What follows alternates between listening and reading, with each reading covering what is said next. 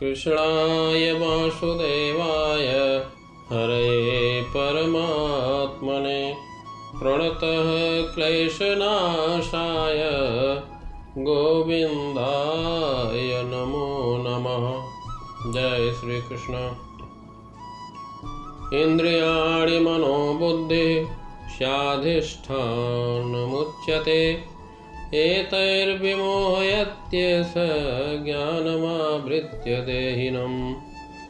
तस्मात् त्वम् इंद्रियाणि आदौ नियम्य भरतर्षभ पाप्मानं प्रजह्यनं ज्ञानविज्ञाननाशनम्। इंद्रियाणि पराण्याहो इन्द्रियेभ्यः परं मनः मनसस्तु परा बुद्धिर्यो बुद्धेः परतस्तु सः। एवं बुद्धेः परं बुद्ध्वा संस्तभ्यात्मानमात्मना जय शत्रुं महाबाहो कामरूपं दुराशदम्। अर्थात इंद्रियां, मन तथा बुद्धि इस काम के निवास स्थान हैं। इनके द्वारा यह काम जीवात्मा के वास्तविक ज्ञान को ढक कर उसे मोहित कर लेता है। इसलिए हे अर्जुन, प्रारंभ में ही इंद्रियों को वश में करके इस पाप के महान प्रतीक काम का दमन करो और ज्ञान तथा आत्म साक्षात्कार के इस विनाशकर्ता का वध करो। कर्मेंद्रियां जड़ पदार्थ की अपेक्षा श्रेष्ठ हैं। मन इंद्रियों से बढ़कर है, बुद्धि मन से भी उच्च है और आत्मा बुद्धि से भी बढ़कर है।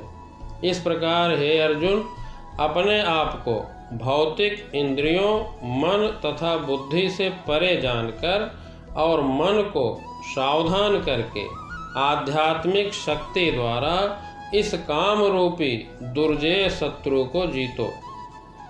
दुश्मन ने बद्ध जीव के शरीर के विभिन्न स्थानों पर अपना अधिकार कर लिया है।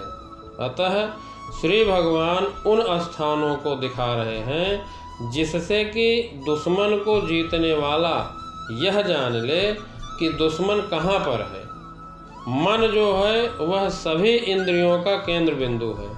अतः जब हम इंद्रिय विषयों के बारे में सुनते हैं तो मन इंद्रिय तृप्ति के लिए उतावला हो जाता है।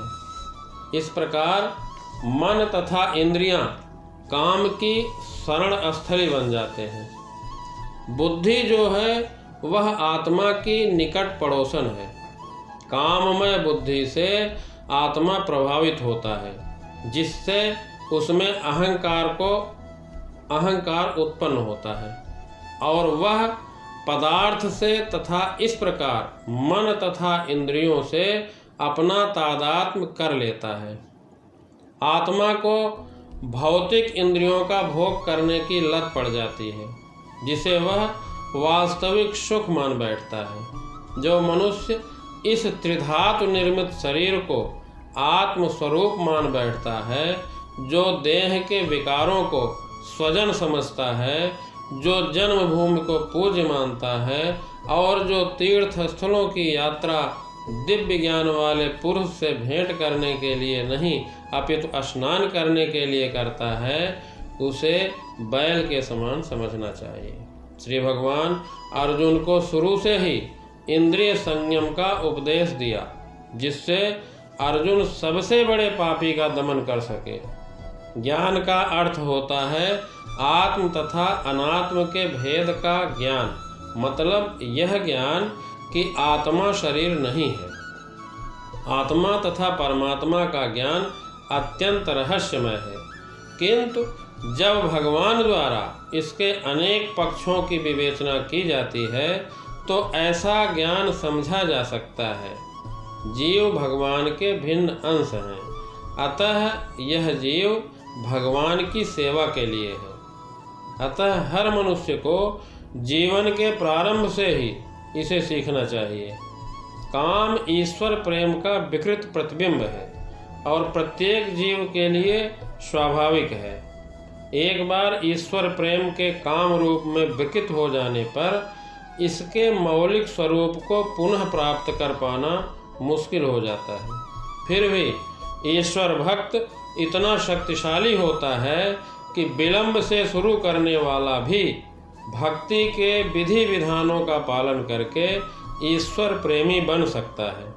अतः जीवन के किसी भी उम्र में या जब भी इसकी जरूरत समझी जाए, मनुष्य भगवान की भक्ति द्वारा इंद्रियों को बस में कर सकता है और काम को भगवत प्रेम में बदल सकता है, जो मानव जीवन का कर्तव्य है। इंद्रियां जो हैं वो काम के क्रियाकलापों के द्वार हैं।